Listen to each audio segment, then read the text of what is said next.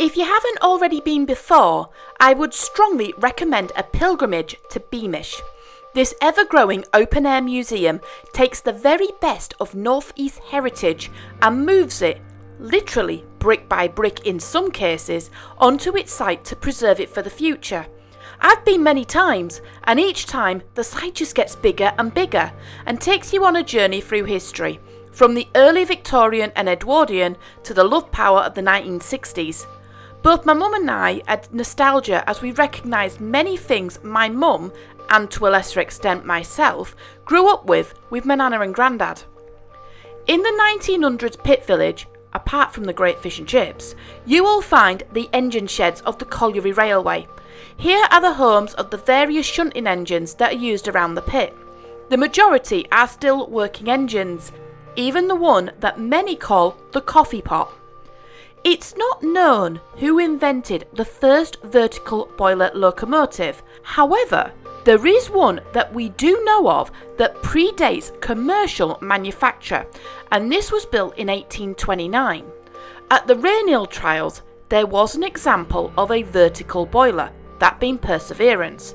Now, some assume that Novelty also carried a vertical boiler. However, as this cutout shows, the vessel at the back was not a boiler at all, but its firebox. Perseverance was extremely unlucky and had suffered an accident on the way to the trials.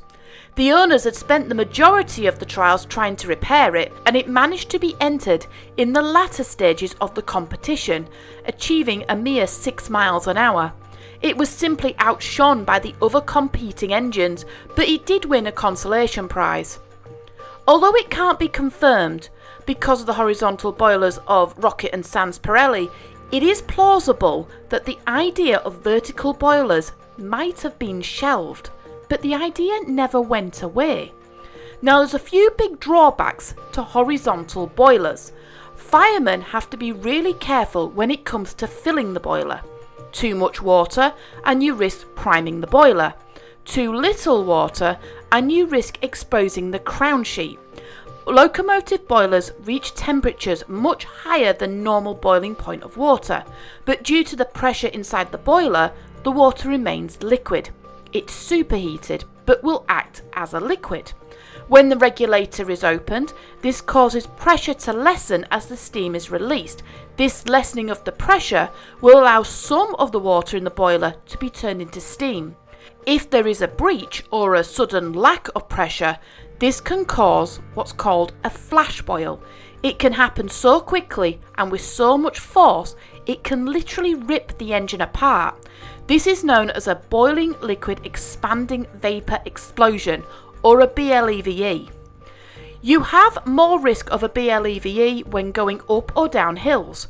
Liquids in the boiler are still affected by gravity and will pool either at the front or the back of the boiler.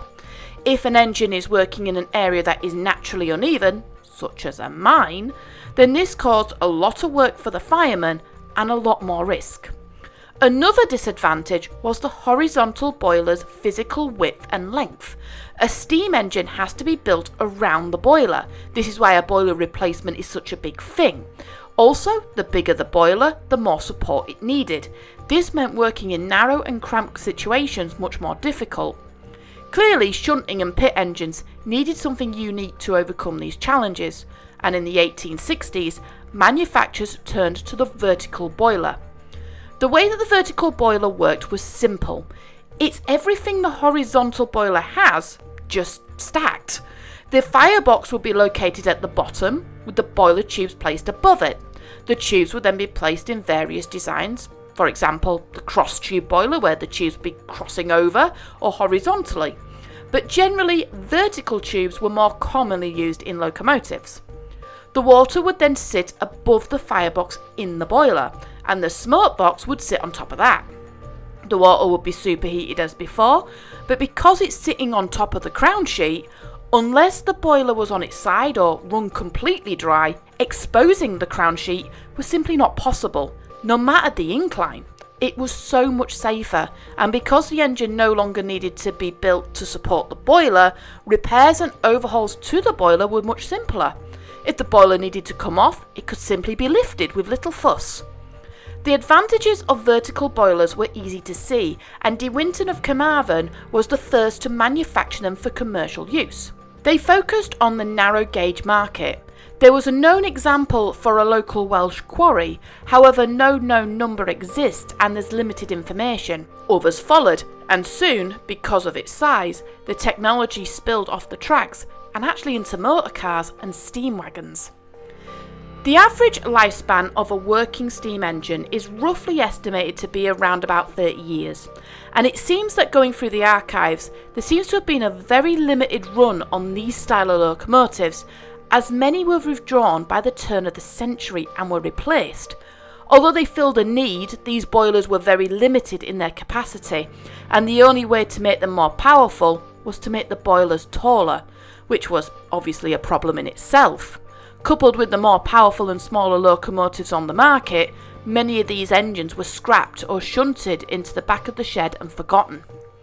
And this leads us nicely to the sweet little coffee pot in the Beamish pit shed.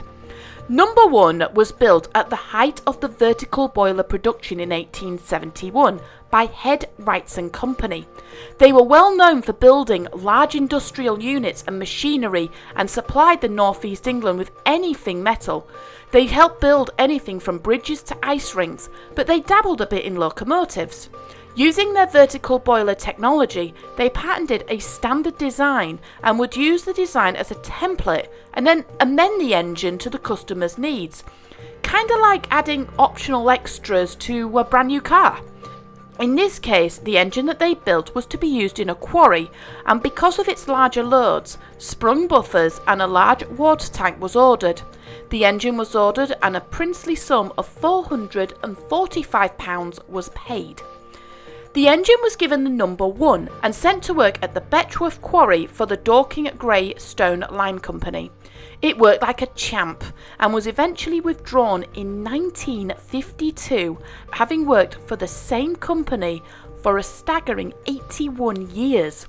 For vertical boiler technology, that had to be a record. Although it had an incredible record, its future was still not secure. It was left alone for many years, and the years were not kind. It was sold back to Head Wrightson, who was still going strong, but it was in a terrible state. It would make an interesting project for a group of apprentices who were keen to cut their teeth into a new little project and convince the firm to give the engine to them to restore and work on.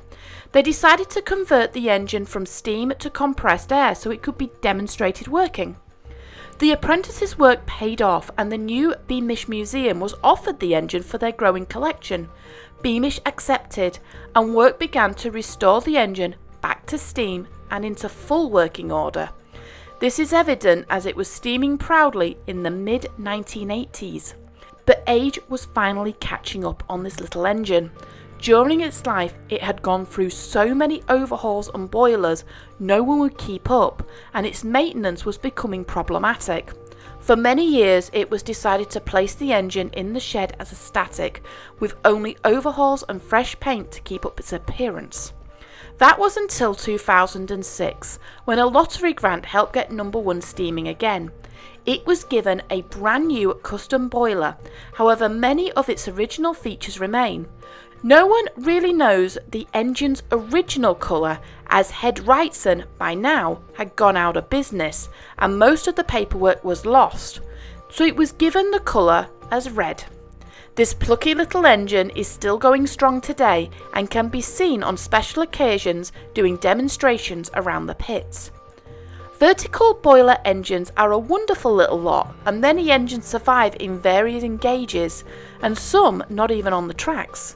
Many can be seen around heritage yards and especially on the narrow gauge circuits.